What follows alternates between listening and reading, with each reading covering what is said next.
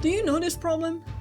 You find an awesome item, put it in your bag and go your merry way. Then, when you need it, you search through your bag, but you realize it's not there.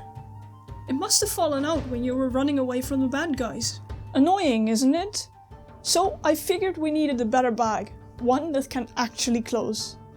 After some brainstorming, I might have come up with something pretty practical. And if you'd like one yourself, I turned it into a pattern, which you can find in the link down below. It's a pretty easy make and it doesn't require too much tools and materials, so it is suited if you are just getting started with leathercraft. So without further ado, let's get started. As this project consists of two different elements, we will be using two different materials. On one hand, we will have the straps that need to be slightly sturdier. So for this, I'm using vegetable tanned leather of 3mm thickness. You can go slightly thicker or a lighter weight, but it needs to be able to hold itself up. On the other hand, we have the material that the bag will be made out of. This should be more pliable, but still be able to hold a shape. So for this tutorial, I'm using real chrome tanned leather, but you can also use fake leather, like I did for the prototype, or any sturdier weight fabric, like canvas. When you're using actual fabric, there will be 1 or 2 extra steps, and those are detailed in the pattern. As leather is a natural product, it might have some marks and blemishes that you don't want to end up on the bag. So check your leather pieces and mark the parts that you don't want to use. Then we can cut the back parts out of the chrome tan or fabric. If you have a good pair of scissors, they might work even easier than the blade on the chrome tan leather. After that, we can cut the strips out of the veg tan. I use a blunt scratch awl to mark the edges and then use a freshly snapped off blade to cut the leather.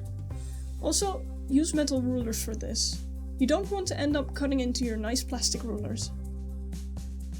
Then we can mark the stitching lines with a stitch groover. If you don't have one, just draw the line with a scratch awl. For the stitch lines on the vertical strip, I take the groover part out of the handle and trace it next to a ruler. Do practice this on the scrap piece to see how far the groove ends up from the ruler before doing this on the actual part. After that, it is time to bevel the edges. I always find this the most satisfying part of a build. If you don't have a beveler, you could also use a fine grit sandpaper to get the corners off. Then we get to the creative part where you can go wild. All the veg tan parts can be tooled if you want to, and there's plenty of space for all sorts of designs. Personally, this time I kept it simple with this knotwork roller, but I can imagine it would also look really nice with a floral pattern or a text. For an explanation on tooling, you can check the linked video. Then time to dye! There are multiple things you can use to dye with, such as daubers, sponges or brushes. Personally, I prefer strips of old t-shirts. They seem to dye relatively even and they don't soak up too much at once, so you can be more gentle in how dark you want your piece to be. This method does not dye indents very well, but that is something I actually really like. Just fold the piece of cloth a few times, put it on top of the bottle and quickly flip it. Do this carefully as you don't want dye all over your table. And in the same vein, wear gloves. Skin is untreated leather, so this dye stains very well on hands and it would take multiple days to wash off. And optionally, I also dyed the back of the bit that will form the belt loop. The back will need more dye to stain properly, which is why I didn't do all of it. Next up, it's time to put the bag together. And for that, we're going to do something very blasphemous and use pins. This is normally not recommended because as soon as you poke a hole in any kind of real leather, the hole is permanent. However, we're going to be stitching over it anyway with a sewing machine, so that's so many holes that a few extra doesn't really matter. And using pins to hold all of this together is just so much easier than using clips. Line up the long strip on the back front and pin it all the way around. It is correct you will have some leather left over at the edge. This is on purpose. Better to have a bit too much than end up short because of a small pinning mistake. This thin chrome tan leather can be sewn on a machine. However, do not use your grandma's super expensive fancy computerized machine for this. The simple, direct motor powered ones are best. And do start with a test piece. Set the sewing machine to a regular straight stitch and a stitch length of 3mm. I used a regular sewing needle, but you can also use a leather one. Feel your machine a bit. If it seems to struggle, check if your needle is still sharp and stitch with a regular but not too fast pace. You don't want to go too slow either, because that makes it more difficult for the machine. Aside from that, just sew it as normal, from the beginning all the way to the end. Then we can do the same for the other side. This time, start by lining up both ends. Put a pin on the side without overlap and turn it around, measure how much leather you had left over on the first stitch line and line it up on this side with the same amount. Then work from the two edges toward the bottom so the leather is divided evenly over the bag and sew it together. Now that we don't need it anymore, we can snip off the extra on the top and also narrow the seam allowances. Having less seam allowance will make the bag sit neater once we turn it right side out. Then we can fold the top edge. If you're making a fabric bag, there will be some extra instructions in the pattern for this part.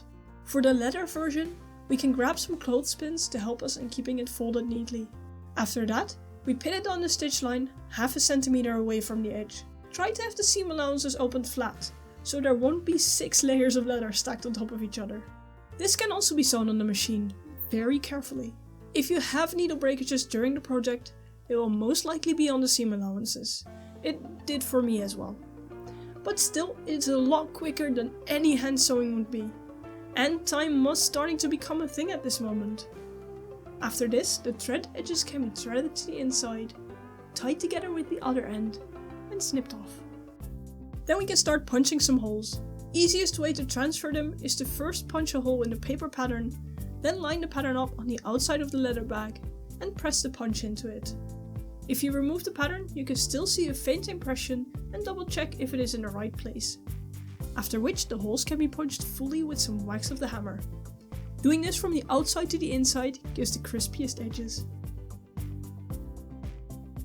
With this, the back part is nearly done. Thread the drawstrings through the holes. To make this easier, you can snip the end into a point, and if you want, you can thread the second drawstring in the other direction. As this will undoubtedly have taken a few days, the dye has dried and we can continue by burnishing the edges for a smooth look. For this, I put some tokonole on the edges and rub it vigorously with a burnisher. If you don't have tokonole or gum tragaganth, you can also burnish it without anything. Or if you don't mind, you can even use spit. To make the belt slide through more smoothly, you can burnish the back as well, but this is optional. To make sure the dye won't bleed when it gets wet, and to give it a nice and shiny look, it is finished with Vaseline. For this, I use a cut up kitchen sponge as an applicator and brush until the bubbles are gone. Then, more hole punching, this time to indicate where the stitch holes should be. Personally, I love using the stitching fork, but if you don't have one, you can also use a pinwheel or even an awl and a ruler, though that would make it a lot more tedious. For the belt loop, we only punch the top row for now, after which it can be folded over and the holes poke through both layers with a sharp awl. Do put a piece of scrap leather under it to not damage the awl or the surface under it. I stitched this bit with a saddle stitch, which is a stitch done with 2 needles continuously going through the same hole.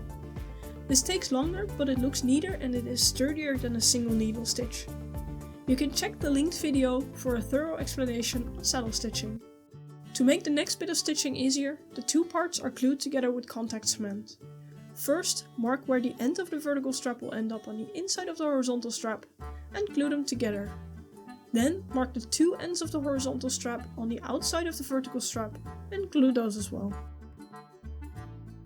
To make it look nicer, this is the moment we punch the last 2 rows of stitching holes. For this, place whatever you use to determine the spacing in the last hole of the horizontal band and continue it over the belt loop band. To start the stitching, place the bag in the bands and put a block or other harder surface inside the bag with a leather scrap piece on top of it. This can be used as a punching surface inside the bag. First, use a sharp awl to poke the hole all the way through. Then, use a tapered awl to widen the holes. This time I opted to go with a running stitch with a single needle, both because I was starting to run out of time, and because it is a callback to other pieces in the costume that were stitched like this. Leave a long tail hanging and continue on with the next stitches, always repeating the same pattern. Poke the hole with a sharp awl, widen it, and then pull the needle through. This is a bit that will take a while, but it can be great to multitask with. Just put on some series or music and stitch away. When you have gone all the way around, continue one more hole, doubling up the first stitch. If you don't end up on the inside, double up the second stitch as well. Then you can tie a knot on the inside and with a lighter carefully melt the threads together. All of these stitching steps can then be repeated for the bottom row of stitching. After which, all that remains is to tie the strings nicely. And we are done. And there we have it! One roomy bag that can easily be carried around, and better yet, it can actually be closed securely. Perfect to hold all the important items and snacks. I think this project is very suited for people just getting started with leatherwork. Maybe you have been sewing before, but now you want to expand into leathercraft? Then this project is absolutely perfect. You can get this pattern and others at my Ko-Fi store. It includes some extra explanations and the full tools and materials list. If you end up making it, do send me a picture. I'd love to see what choices and combinations you come up with. And with that, thank you for watching, and I'll see you next time.